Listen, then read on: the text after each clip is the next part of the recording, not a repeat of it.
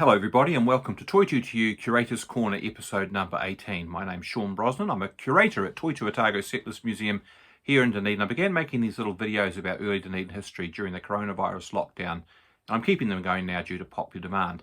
Today's story is going to focus on celebration and brings back into the picture Judge William Henry Valpy and his family, who I talked about in episode 13.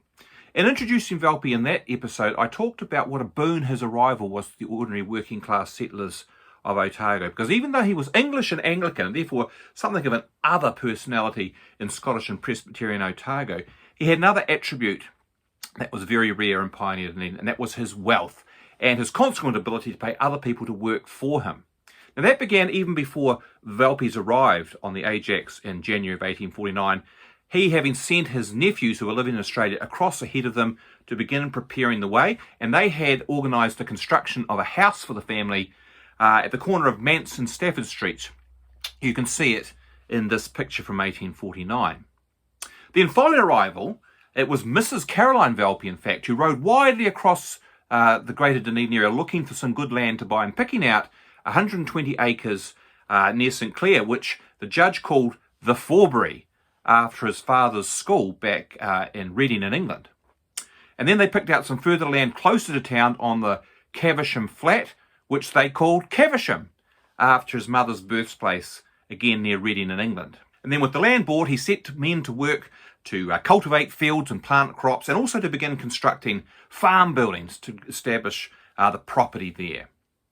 And that included developing Forbury Road, which was going to link up the St Clair property with the public road that went through Caversham Valley and on to Dunedin. And that road is the one we still use on our way to the ocean beach at St Clair.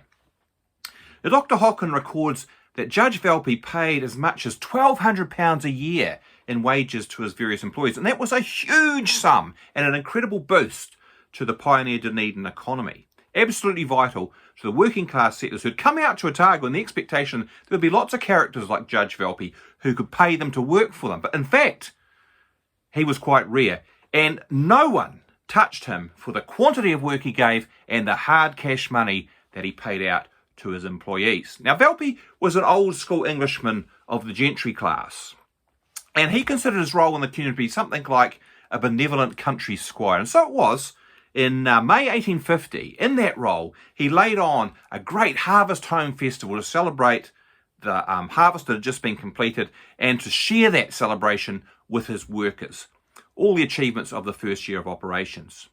A newly erected storehouse was the site for these festivities, and about 40 people sat down to a traditional English dinner of roast beef, followed by plum pudding. Speeches were made, and then those present wandered off, some down to the beach to have a bit of a play around down there, others to inspect the property and look at the fields and the crops, while others went up the hill to look down on the panoramic view of the coast and sea that you can see from the cliffs above St Clair. Then they returned for a second crack, tea, followed by more speeches. It was all jolly good fun, and a rare moment of feasting and festivity for the settlement's workers.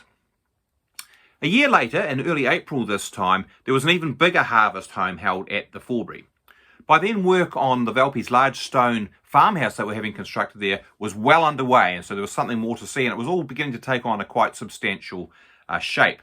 This time, a large marquee was set up on the lawn under two great big fern trees, tables set up laden with goodies. There were speeches again, of course, one from Valpy, one from the Reverend Thomas Burns, one from Valpys' farm manager David Howden, and a final one from John McGlashan for the Otago Association. It was a neat coming together of the Englishman and the three Scotsmen, the Anglican, the three Free Church Presbyterians, a rare moment of unity across those divides in pioneer Dunedin. But that wasn't the end of it in 1851. No, this time, Valpy put on a giant party for the workmen's children about a week after that for their adults, and that was really unusual in pioneer Dunedin. Something like 90 children sat down under the same marquee while the Valpy daughters served them with delicacies. The children wide-eyed and unbelieving at the magnificence of it all. So beyond what any of them had ever experienced, I imagine. Treat after treat after treat for children that were probably more used to eating porridge and black pudding, and then with hours of fun at the beach to follow. And all they had to endure in return was a speech from the dear old judge, who exhorted them all to be diligent in their schoolwork and that when they grow up, they should be an honour to their community. And he finished, he looked forward to welcoming them back next year. Thank you, sir, came the children's replies. Then it was into the Valpys bullock wagons for a bumpy road along Forbury Road and into town and home. It was a golden moment, for the kids obviously, but also for Judge Valpy, because as it turned out, there would be no next year.